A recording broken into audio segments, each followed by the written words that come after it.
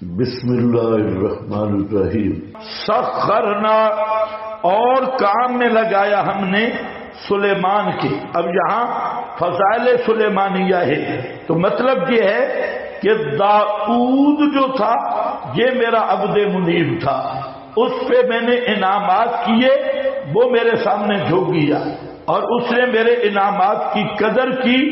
اور حضرت ان کا توبہ کا واقعہ آگے آ رہا ہے کہ اللہ تعالیٰ کے سامنے زاریاں کرنے کا واقعہ آگے قریب آ رہا ہے۔ تو خیر، اب دوسرے عبد منیب کون ہے؟ سلیمان۔ ان کو بھی ہم نے اپنے فضائل سے نوازا، لیکن وہ بھی میرے بندے تھے اور جھک گئے۔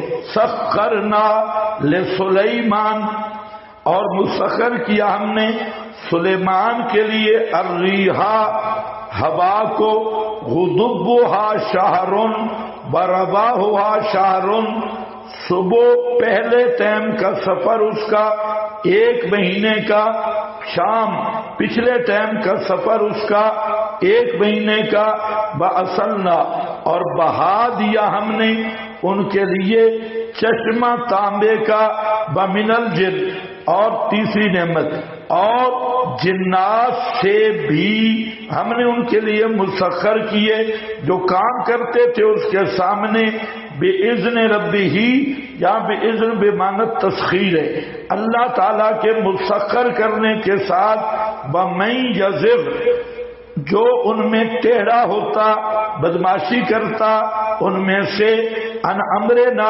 ہمارے امر سے چکھاتے ہم اس کو عذاب آگ کا، آگ کے کوڑے برساتے اس پر۔ یعملون لہو، بیان مصنوعات، کیا چیزیں بناتے تھے؟ وہ جنات بناتے تھے ان کے لیے جو حضرت چاہتے، من محاریب، عبادت خانے اور کلے۔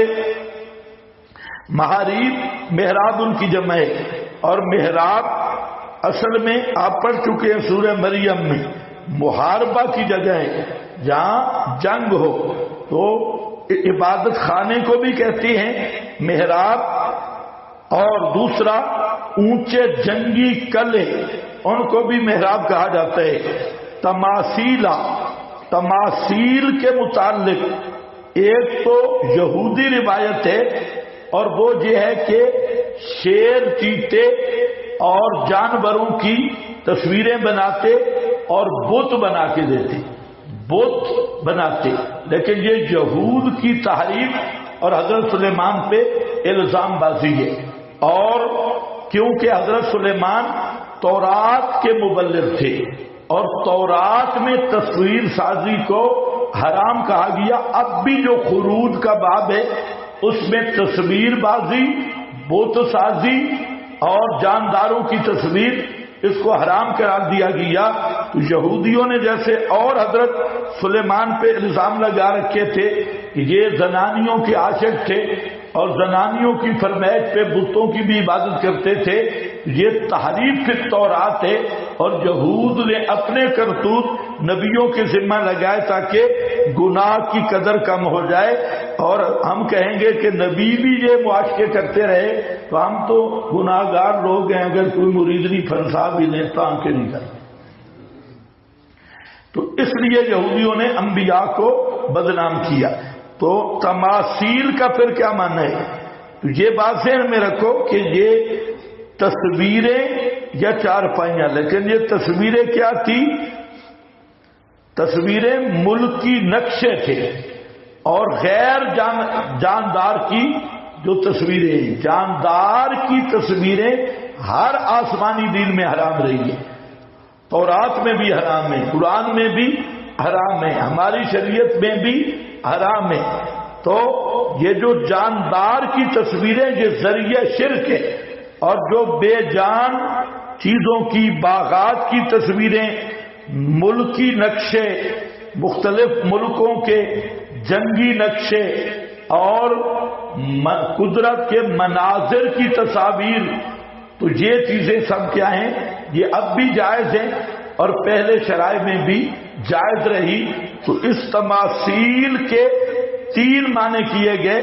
حضرت مولانا حسین علی رحمت اللہ علیہ وہ فرماتے ہیں کہ تماثیل سے مراد ہیں بڑی چارپائیاں.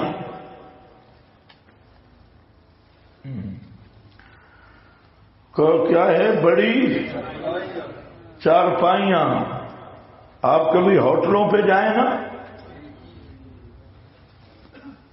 اتنے پائے والی ہوتی، 10 موٹے بندے اوپر بیٹھتے، تو ان کو کیا کہتے ہیں؟ تماسی. فوجی چارپائیاں. اور یہ ہے کہ مثال کا لفظ آپ کے حاشیے پہ حدیثیں میں نے لکھی ہیں، مثال کا لفظ جو ہے وہ آیا ہے چارپائی کے لیے، بستر اور چارپائی کے لیے. وفی البیت مثال رسن او دخل علی سادن. وفی البیت مثال رسن فراشن، یہ بستر تھا. تو بستر اور بڑی کھٹ اور چارپائی کے لیے بہرحال قریب ہے. تے مثال تو کہیں نہیں ملا، بہرحال مثال مل گیا. تو حضرت نے شاید اسی سے ماخوذ مانا ہے، تو اس سے مراد چارپائیاں. دوسرا قول یہ ہے کہ جنگی نقشے، ملکی نقشے. اور تیسرا یہ کہ مناظر قدرت کی تصاویر، نہ کہ جانداروں کی تصاویر. اور جفان اور تھال، بڑے بڑے تھال جیسے تالاب، بقدور الراسیات، اور کٹویاں، راسیات بڑی بڑی دیگیں زمین میں گڑی ہوئی چولہوں پر. مطلب حضرت سلیمان کی فوج بہت بڑی تھی، اور جب فوج بڑی ہو تو پھر بڑے کٹوے کی ضرورت ہوتی ہے کھانے پینے کے لیے. نبی پاک صلی اللہ علیہ وسلم کی بھی ایک بڑی دیگ تھی اور تھال تھا جس کو 4 آدمی اٹھاتے تھے. ابو داؤد میں بھی ہے اور کتب حدیث میں بھی ہے. تو ایک دن یہ قربانی کا دن تھا، تو جب فارغ ہوئے ضحیٰ کے وقت، تو آپ صلی اللہ علیہ وسلم نے 4 بزرگوں کو بھیجا کہ وہ لے کے آؤ. اور وہ گوشت سے بھری ہوئی دیگ تھی اور بہت بڑی. آخر 4 صحابہ اٹھا رہے ہیں تو کتنی بڑی ہوگی. 4 آدمی اس کو اٹھا کے لے آئے، رکھ دی گئی تو سارے صحابہ اکٹھے ہو گئے. اب آپ صلی اللہ علیہ وسلم وہ تھی اونچی، تو آپ گھٹنوں کے بل بیٹھے. تو ایک عرابی آ گیا اور کہتے یہ کون سا طریقہ ہے بیٹھے، کیسے بیٹھے؟ تو آپ مسکرائے اور فرمایا کہ میں کوئی متکبرین میں سے نہیں ہوں، اور میں بھی آپ کی طرح سادہ آدمی ہوں، اس لیے میں کوئی آکڑ خان نہیں ہوں. تو آپ نے فرمایا کناروں سے کھانا شروع کرو، درمیان میں ہاتھ نہیں لے جاؤ. تو سارے صحابہ کناروں سے کھاتے گئے، دیر ختم ہی نہیں ہوئی، سارے گوشت سے سیر ہو گئے. تو حضرت سلیمان کا بھی ایسے ہی معاملہ تھا. قدور الراسیات، وہاں تو جنات بھی کھانا کھاتے تھے اور فوجی بھی تھے، اور فوجی ویسے بھی زیادہ کھاتی. بقدور، پورا ملک کھا گئے. بقدور الراسیات، اور دیگیں چولوں وہ زمین میں گڑی ہوئی، یعنی اتنے بڑے بڑے کڑھا تھے کہ وہ اٹھاتے نہیں تھے، وہ بس زمین کے اندر ہی پکاتے، نیچے آگ شاگ لگاتے اور وہ سالن کنال ایک میں تیار ہو جاتا. قدور الراسیات اعملوا آل داؤد شکرا. فرائض سلیمانیہ، ہم نے حکم دیا عمل کرو آل داؤد شکرن، بطور شکر کے. بقلیل من عبادی، اور بہت کم میرے بندوں سے. الشکور، شکر کرنے والے اکثر بے ایمان ہیں. فلما قضینا علی محکومیت سلیمانیہ، اور یہ تیسرا شبہ حضرت سلیمان پہ شبہ تھا. فرمایا ہم نے انہیں تحت الاسباب یہ کمالات عطا کیے، اور جو خوارق تھے اس میں میرا تصرف تھا، اس میں سلیمانی تصرف نہیں تھا، اس لیے وہ شفیع کاری نہیں.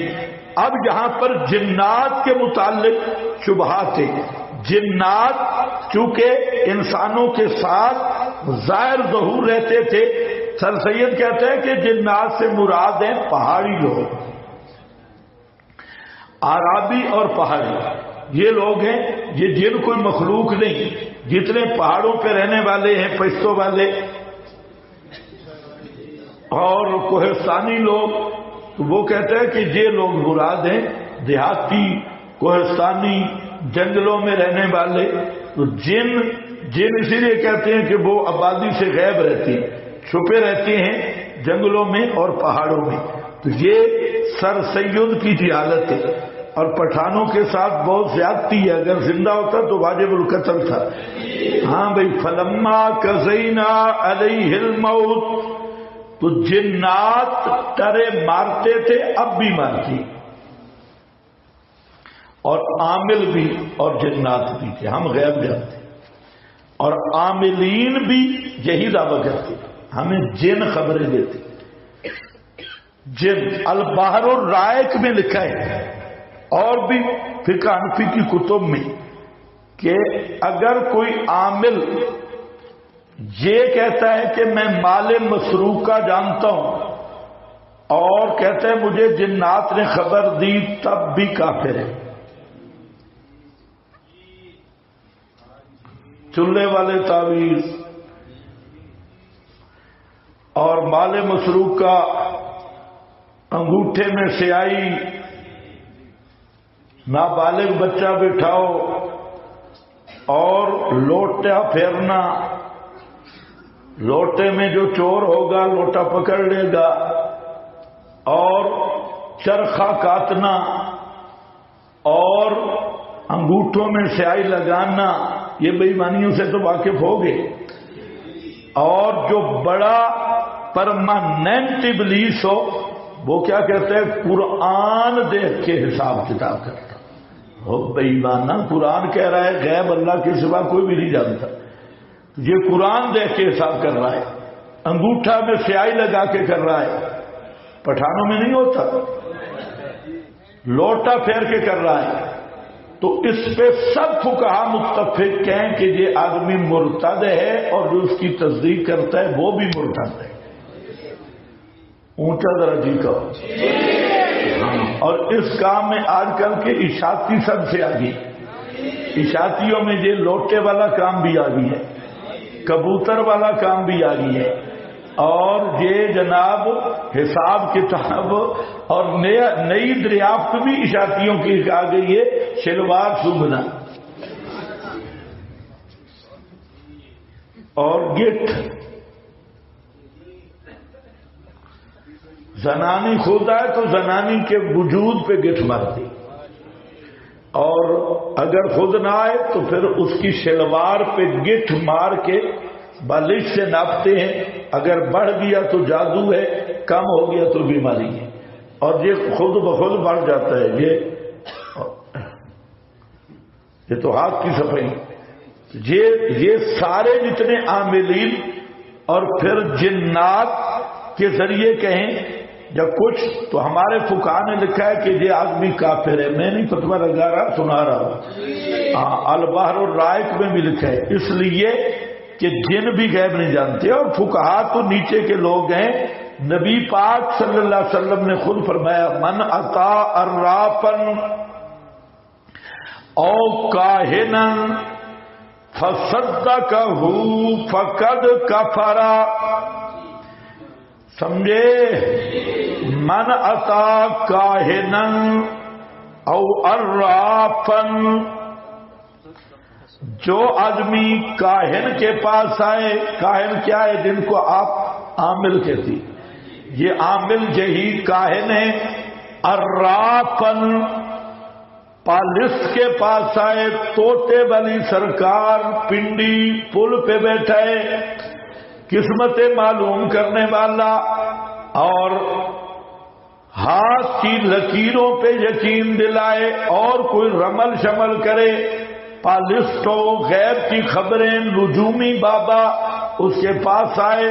ہاں، بنگالی نجومی علم، کالا علم، اور پھر اس کی تصدیق کرے فقد کفر بما انزل علی محمد، اور اگر تصدیق نہیں کی صرف چسکے کے لیے گیا کہ بابا کہتا کیا ہے، تو فرمایا لم تقبل، 40 دن کی نماز جیسی عبادت بھی قبول نہیں ہوگی، نماز جیسی عبادت بھی قبول نہیں ہوگی، 40 دن تک بے فکری ہے۔ تو اس لیے یہ شرک کے ستونوں میں ایک جنات کو غیب دان سمجھنا، اور جنات چونکہ غیب مخلوق ہے، نظر نہیں آتی، تو ان پہ عقیدہ رکھنا کہ یہ حاجت روا مشکل کشا ہیں اور ہمارے یہ کام بنا دیتے ہیں، یہ عشق معشوقی کے تعبیر، محبت کے تعبیر سے بنے، یہ سب القسم سحر ہیں، اور سحریات مسمرزم اور اس طرح کے جتنے تخیلات ہیں یہ سب جنوں کے ساتھ وابستہ ہیں۔ تو جن وہاں لوگوں میں معروف ہو رہے تھے کہ جن غیب جانتی ہے۔ اب ظاہر بات ہے حضرت سلیمان دنیا سے جانے والے تھے تو یہ فتنہ باقی رہ جاتا، اور جن حضرت کی زندگی میں بھی یہ ٹرے مارنے شروع ہو گئے تھے کہ ہم غیب جانتے ہیں، اور یہ بات انہوں نے لوگوں میں مشہور کر رکھی تھی۔ تو اللہ تعالیٰ کی حکمت بالغہ کا یہ فیصلہ ہے کہ حضرت سلیمان پر جب موت کا وقت قریب آیا تو ہر پیغمبر لم یقبض نبی کا معاملہ اب پڑھ چکے ہیں، حضرت سلیمان کو اجازت دی گئی۔ سمجھ گئے میری بات؟ لم یقبض نبی قط حتی یری مقعدہ من اس پہ آپ نے توجہ کی ہے اس حدیث پہ؟ جی کہ نہیں توجہ دی؟ بولتے کیوں نہیں؟ اس حدیث پہ کوئی توجہ نہیں کی، کل ان کے سبق میں گزری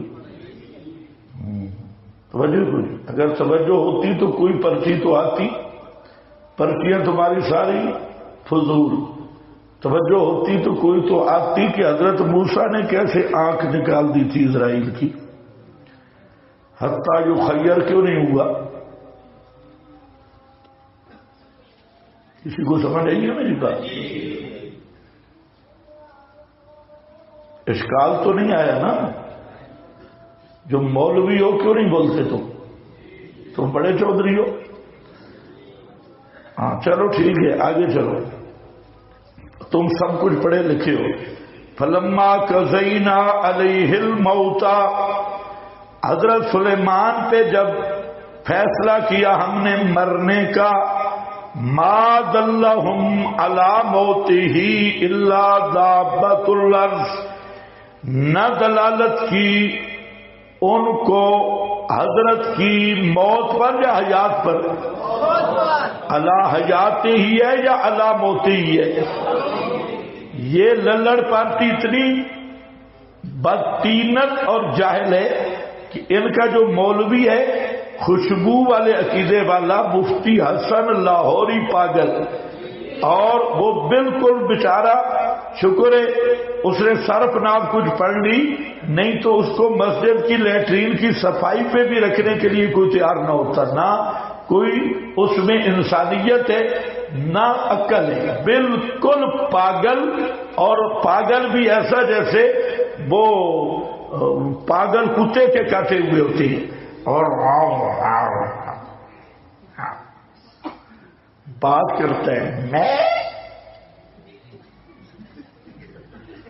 راما کنڈی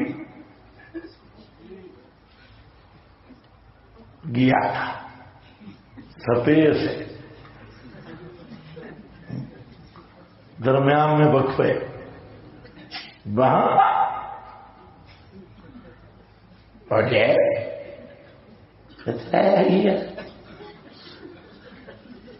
لال مسجد کی شہید بچیوں کی خبر سے قرآن پڑھنے کی آواز آ رہی ہے۔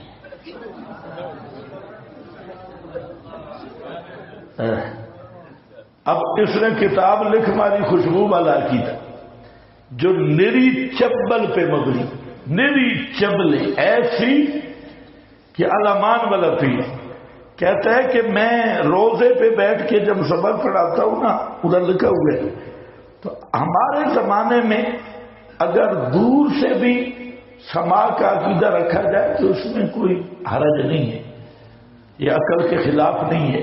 کیوں؟ کہتا ہے کہ میں ادھر بیٹھا ہوتا ہوں مدینے میں تو پاکستان سے مجھے فون آتی، تو اگر فون میں یہ پاور ہے کہ پاکستان کی آواز جہاں پہنچ جاتی ہے تو نبی پاک سلام نہیں سن سکتے؟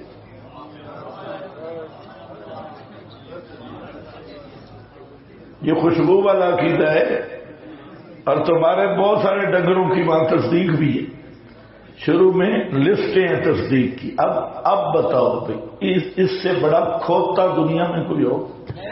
خلق مبحث کرنے والا ہو بھائی، موبائل پہ نبی کو قیاس کرے؟ موبائل تو اسباب ہے، سگنل اسباب ہے۔ اب کہتا ہے میں سن سکتا ہوں موبائل کی طاقت سے، تنبوت کی طاقت سے، آپ نہیں سن سکتے، تو پھر اندر قبر کیوں یہ طاقت رکھی ہوئی؟ پھر تو موبائل تو اندر قبر نہیں ہے، پوری دنیا میں انٹرنیٹ لگا ہوا ہے، امریکہ ہو برطانیہ ہو۔ یہ اس کماش کے بدماش لوگ ہیں۔ آپ کہتے ہیں نا پیر ہے، اس وقت پیروں سے بڑا بدماش دنیا میں کوئی، یہ بھی نامراد صوفی ہے، تزکیہ نفس کرتا ہے، طالب علم اس کے پاس بیٹھے ہوتے ہیں بھائی ہمارا تزکیہ نفس ہو جائے، یہ تنجیسیہ نفس ہے، تزکیہ نفس تو نہیں، پلید کا عقیدہ ہی کوئی نہیں۔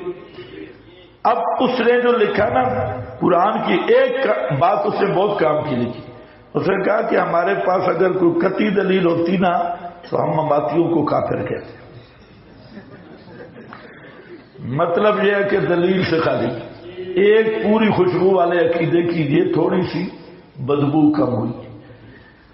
اب کہتے ہیں جناب خر یا خرو فکا، یہ تو میں نے پہلے بحث کر بھی دی ہے۔ خر یا خرو یہ آتا ہے زندہ کے گرنے کے لیے، ہے مجتہد پہ لغت، اور سکاتا یس کو تو یہ آتا ہے مردہ کے گرنے کے لیے۔ اب یہاں اللہ نے کیا فرمایا؟ فلما خرا، معلوم ہوتا ہے حضرت سلیمان زندہ تھے، سکت نہیں آیا، خرا آیا، زندہ تھے، یہ حیات النبی کی دلیل ہے۔ اور ایسا بے ایمان ہے، شروع میں کہتے ہیں ہم اکابر کے اندھے مقلد ہیں، جیسے وہ کہیں گے ہم کوئی اپنی تحقیق نہیں۔ اب یہ جو تحقیق ہے پوری للڑ برادری سے پوچھ لو، 14 صدیوں میں یہ تحقیق کسی ابلیس کے ذہن میں بھی نہیں آ سکتی، کس اکابر نے یہ لکھا؟ اور جہاں 3 واضح غلطیاں، اچھا پھر یہ ایسے ڈھیٹ ہوتے ہیں۔ میں نے لاہور اس کے مدرسے کے قریب جا کے کہا کہ یہ مولوی صاحب آپ نے کفر کیا ہے، اس سے توبہ کرو۔ اس کے شاگرد تھے، بعد میں کہتے جی آپ نے زیادتی کی۔ میں نے کہا زیادتی نہیں کی، آپ اپنے استاد کے پاس جائے اور اسے کہے توبہ کرے۔ اگر یہ بے ایمان توبہ نہیں کرتا تو یہ جاہد اور ضدی بے ایمان ہے۔ تم جس کو بزرگ اللہ والا سمجھ رہے ہو، اللہ والے سے غلطی ہو تو اللہ والا توبہ بھی کر لیتا ہے، اللہ والے سے غلطی ہو تو وہ ضد پہ نہیں اڑتا، اور جو ابلیس والا ہوتا ہے وہ ضد پہ اڑ جاتے ہیں۔ اب تک اس نے توبہ نہیں کی۔ یہ اس وقت کا مسئلہ ہے جب اس نے خوشبو والا عقیدہ شائع کیا تھا، اور اس کو پتہ تو کیا کہتا ہے جناب؟ خرج خرو، بھائی کس لغت میں؟ دنیا کی کسی لغت میں نہیں۔ اہل لغت نے جو فرق کیا، خرہ خریر سے میں آپ کو پیچھے دکھایا ہوں کہ اس کا معنی ہوتا ہے ایسا گرنا جس سے آواز پیدا ہو۔ خریر الماء، پانی اوپر سے نیچے گرتا ہے تو آواز بھی آتی ہے گرنے کی، تو اور سکاتا میں یہ آواز کا پیدا ہونا ضروری نہیں، سب اہل لغت نے نہیں بنا کیا۔ پھر نبی کریم علیہ السلام گھوڑے سے گرے، بخاری میں ہے، وہاں سکاتا کا لفظ ہے، تو مفتی حسن کہتا ہے سکاتا مردے کے لیے آتا ہے، آپ گھوڑے سے گر رہے ہیں، اس وقت آپ مردہ تھے، یہ بخاری میں کئی جگہ حدیث موجود ہے۔ اور پھر خرج خرو زندہ کے لیے تو خرہ علیہم السقف بھی آ چکا ہے، تخر الجبال حدا بھی آ چکا ہے، تو یہ کیسی جہالت ہے، لغت میں بھی جھوٹ، قرآن پہ بھی جھوٹ، اور کہہ رہا ہے ہم اکابر کے اندر مقلد ہیں۔ اور پھر جہاں پر کیا ہے فلما خرہ کے پیچھے کیا ہے؟ ما دلہم علی موتی ہی یا علی حیاتی. اس سے مولوی منیر منور یہ ایک دوسرے سے بڑھ کے شیطان ہے. اس نے کہا کہ مماتی کہتے ہیں گر گئے تو زندہ آدمی نہیں گر سکتا. کہتے ہیں زندہ آدمی چل رہا ہو تھوڑا لگے گر نہیں مہنگا جب پہ تو گر نہیں سکتا. تو اس سے ممات کیسے ثابت ہوگی؟ اور ان کو کہو بڑوی دے اندر دے ما دلہم علی موتے ہی. ایک ہے یہ نظر نہیں آئے گا علی موتی. سن رہے ہو کہ نہیں؟ ہاں. فلما قضینا علیہ الموت اور جب فیصلہ کیا ہم نے حضرت سلیمان پر حیات کا. کس کا فیصلہ کیا؟ الموت. نہیں دلالت کی جنات کو حضرت کی حیات پر. علی موتی کا معنی کیا کرو گے؟ موت پر. الا دابۃ الارض مگر گھین کیڑا زمین کا دیمک زمین والی. دابۃ الارض تاکل کھاتا رہا ان کے من سا کو ان کے عصا کو. تو حضرت سلیمان پہ جب موت کا وقت آیا تو حسب ضابطہ حضرت سلیمان کو آگاہ کیا گیا جو ما من نبی لم یقبض نبی کتو والا قانون ہے اس کے مطابق. تو حضرت سلیمان کو خطرہ لاحق ہوا تو یہ اختیار تو اکرامن ہوتا ہے. کیا ہے یہ اختیار کون سا ہوتا ہے؟ یہ ایسے ہے جیسے حل تشتہون شیئا. یہ تخجیر وہ نہیں ہوتی کہ ادھر رہو ادھر رہنا نہیں ہوتا. اذا جاء اجلہم لا یستاخرون ساعۃ ولا یستقدمون. تو جب اجل آئے تو پیغمبر بھی ایک منٹ آگے پیچھے نہیں. باقی جو پوچھا جاتا ہے تو یہ اختیار اکرامی ہے. یہ وہ تخدیر نہیں کہ کوئی پیغمبر کہے میں تو ادھر رہوں گا تو موت ٹل جائے گی. سوال نہیں پیدا ہوتا. وہ حتمی ضابطہ طے شدہ. اچھا اب دیکھو تو حضرت نے فرمایا میں کھڑا ہوتا ہوں ڈنڈے کی ٹیک پہ میری روح نکال لوں. روحیں نکلتی کوئی حبس ہو جاتی ساترے ہزار. تو حضرت سلیمان ڈنڈے کی ٹیک پہ کھڑے ہوئے روح نکل گئی. مقصد یہ تھا کہ بیت المقدس کی تعمیر ہو رہی تھی. جنات مصری مزدور تھے اور اگر جنات کو حضرت سلیمان کی موت کا پتہ چلتا تو موت کے بعد تو سارے تصرفات ختم ہوتی. نبی پر بھی موت آ جائے تو پھر حکومت ختم ہو جاتی. پتہ نہیں تمہیں سمجھ بھی آئی. یہ جو مردوں کے فیض والے ہیں حضرت سلیمان کا فیض جاری رہتا ہے موت کے بعد. اور یہ تو جناب مراقبے کر کے گپے بھی لگاتی ہیں. اب بھی نئی جو کتاب ہے خواجہ خان محمد قبر سے حکومت کو ہلاک بلا رہی ہے. اور بلاول بھٹو نے کہا کہ ذوالفقار علی بھٹو ساری حکومتوں میں شرارت کر رہے ہیں کیونکہ وہ شہید ہے. تو حضرت سلیمان کو یہ خطرہ تھا کہ موت کے بعد جنات گڑبڑ کریں گے. انہوں نے کہا کہ مجھے اس طرح کھڑے ہوئے وہ کیسا منظر تھا اللہ ہی بہتر جانتا ہے. بہرحال حضرت سلیمان کو اسی لاٹھی پہ وفات دے دی گئی. اب اس لاٹھی کو دیمک نے کھانا شروع کیا. گھوڑ لاٹھی والا کیڑا وہ کھاتا رہا. تاکلو من ساعتہ بتا رہا ہے کہ کچھ عرصہ لگا وہ کھاتا رہا. فلما خرّا جب لاٹھی نیچے سے گل گئی تو فلما خرّا حضرت کا وجود برداشت نہ کر سکی. پس جب گر گئے تبینت الجن. اس کا لازم معنی بھی ہے متعدی معنی بھی ہے. لازم معنی یہ ہے کہ پول کھل گیا جناں دا، ظاہر ہو گئے جن، تبینت الجن، ظاہر ہو گئے جن، سمجھ گئے کہ نہیں؟ فلما خرا، پس جب گرے، اور دوسرا لازم متعدی معنی معلوم کیا جنہوں نے، اگر ہوتے وہ جانتے غیب کو، ما لبثوا فی العذاب المہین، نہ رہتے بیچ عذاب مہین، اہانت کرنے والے کے، ذلیل کرنے والے عذاب میں گرفتار نہ رہتے۔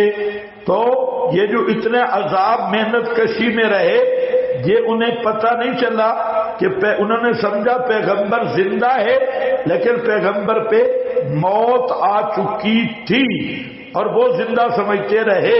معلوم ہوتا ہے موت کے بعد اسی جسم کے ساتھ زندہ سمجھنا یہ جنوں شیطانوں کا عقیدہ ہے، انہیں کو دھوکہ لگا رہا۔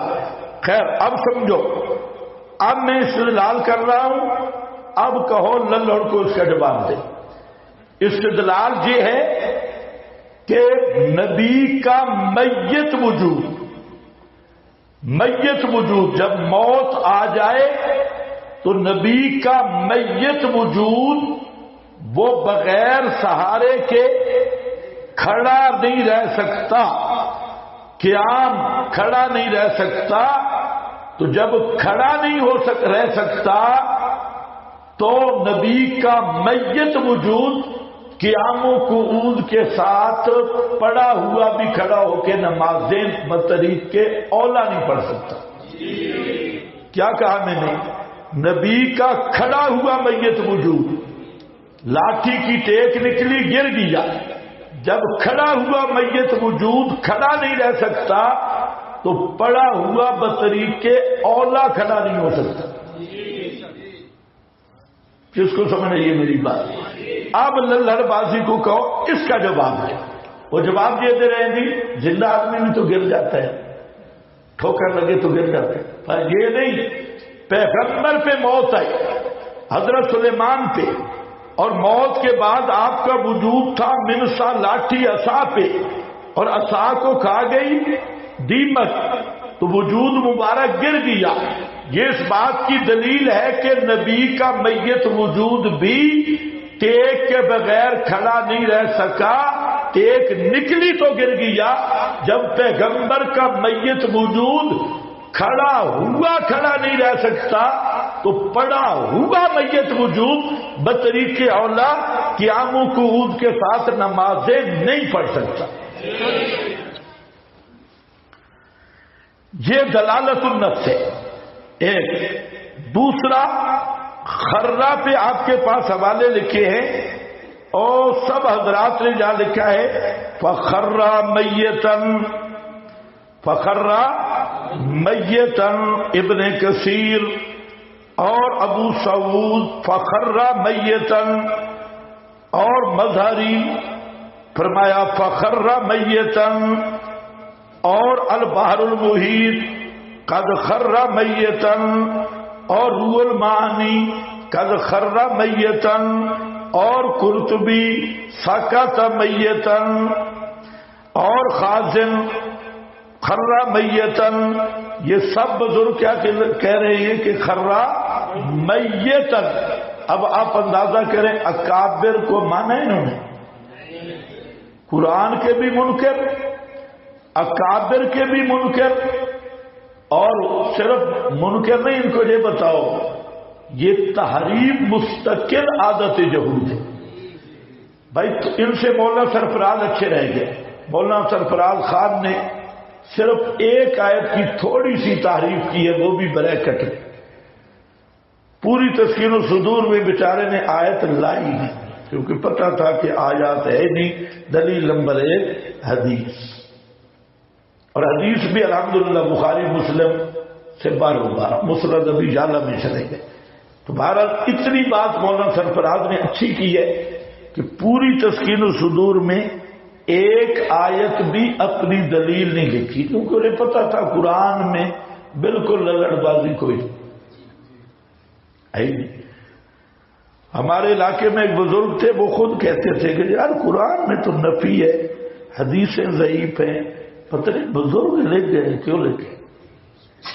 تو اگر کوئی ایسا للڑ ہو نا، اس کے ساتھ ہم نرمی کرتے ہیں کہ جو کہنا قرآن میں تو نفی ہے اور حدیثیں ضعیف ہیں، کوئی بھی مستدل نہیں، لیکن بزرگ لکھ گئے کیوں لکھ گئے، یہ متردد ہے بیچارہ۔ تو ایسے کے ساتھ ہم گزارا کر لیں، اور جو آرامی کہے قرآن میں ہمارا عقیدہ ہے اور ہے نہیں، اور قرآن کی تحریف کرے، احادیث رسول پہ جھوٹ بولے، اور تو یہ کیا ہے، یہ پورا خبیث اور پلیت ہے اور پورا خنزیر ہے۔ فلما قضینا علیہ الموت ما دلہم، دوسرا یہ جتنا عرصہ بھی تھا، اتنا عرصہ تو تھا کہ دیمک لگی۔ اب ہاتھ میں تو دیمک نہیں لگتی، یہ بادشاہ نبی کا ڈنڈا تھا، یہ تو نہیں ہے کہ کوئی بکریاں چلانے والا اور گلا ہوا ڈنڈا اٹھایا ہوا، یہ تو بالکل واضح ہے کہ دیمک لگی بعد، چاہے جتنا ٹائم بھی گزرا ہو۔ مفسرین کہتے ہیں کانا سنتن کاملہ، یہ پورا سال تھا۔ آپ کے پاس لکھا ہے 6 مہینے ہوں، سال ہو، مدت قرآن نے بیان نہیں کی۔ اتنی مدت قرآن سے سمجھ آ رہی ہے کہ جتنی مدت میں لاٹھی کو دیمک لگی، پھر تاکل و ایسا ایسا کھاتی رہی، اور پھر جب اندر سے لاٹھی گل سڑ گئی اور حضرت کا میت وجود نیچے گرا، تو درمیان میں کم از کم کچھ مدت موجود ہے۔ تو سوال ہے کہ اس مدت میں حضرت سلیمان نے کتنی نمازیں پڑھی؟ نبی پاک علیہ السلام کا 3 دن میت وجود چارپائی پہ رہا، تیسرے دن دفن ہوئے۔ للڑوں سے پوچھے 3 دن میں 5 کو 3 سے ضرب دو، کتنے بنے؟ 15 نمازوں کا ٹائم آیا، آپ نے کتنی نمازیں پڑھی؟ تلذذی نماز کون کون سی پڑھی؟ چارپائی کے اوپر 3 دن۔ حضرت سلیمان کا اتنا عرصہ کون سی نماز پڑھی؟ بس۔ اور جی دفن کے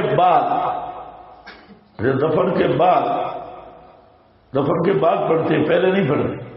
واہ، اب ایک نئی بات چل پڑے گی کہ پھر جو لوگ دفن ہوتے ہی نہیں،